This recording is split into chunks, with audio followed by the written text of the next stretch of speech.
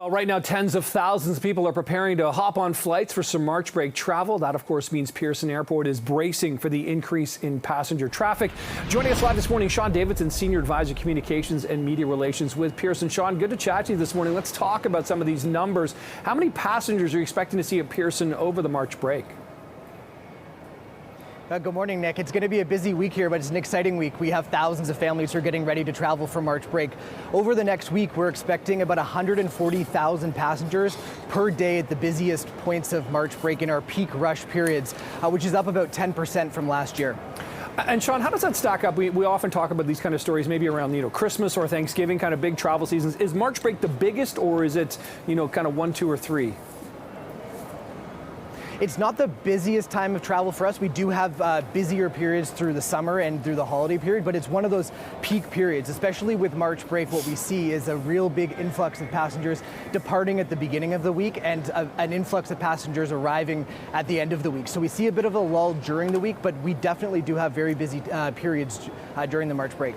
So what are the biggest challenges from the airport's point of view, Sean, when it comes to seeing a surge, I think 140,000 per day? That's a whole lot of people moving through a space that can be just incredibly busy and stressful in some cases.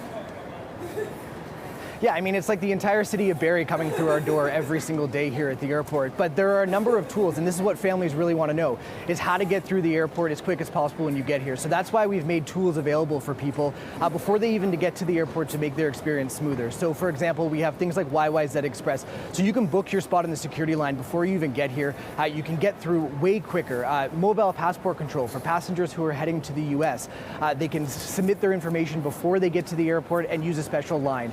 We've also implemented things like wait time dashboards. So these are tools where you're in the taxi on the way to the airport and you can see exactly how long the wait times are going to be here. So we've been investing in technology and people over the past year to make sure that when we hit these busy points that our operations go as smooth as possible. And Sean, those sound really helpful. Has there been a pretty good uptake on that? I remember speaking to another one of your colleagues about YYZ Express before. Are people doing that, signing on? Like, are you seeing good numbers there?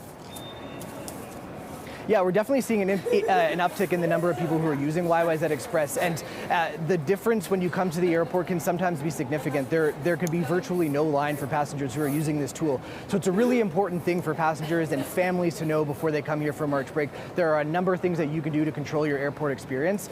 We've included all this information on our website as well. So if you go to Toronto Pearson's website, we have a special section for March break, so you can see exactly what you should do before you come to the airport to make your journey as smooth as possible. And that's the thing, Sean, isn't it? I mean, traveling, especially post 9/11, it can be sort of a stressful period for many people, especially if you're traveling with children at this time. Is there anything the airport is doing to, in some cases, the kids almost need a distraction or something to sort of help kids, ease that burden and the stress of travel as well?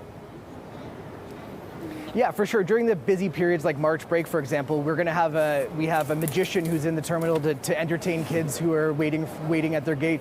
We have a live pianist in the terminal, and at our information desks, we have coloring books for kids. So we're really keeping in mind that the passengers who are going to be coming through over the last week, we're going to see an uptick of families, so who sometimes are not always coming through the airport, and we want to make sure that everybody who comes through over the next week has a really great time. And in order to do that, we've made sure that we've staffed up across the entire airport ecosystem in order to handle the influx of passengers. Well, that's pretty good. And one thing we haven't discussed is weather, because it doesn't appear like there's going to be any conditions that are going to delay flights that way. Sean Davidson, Senior Advisor, Communications and Media Relations at Pearson. Good to chat with you this morning. Sean, thanks for the time here. Thanks, Nick. Appreciate it.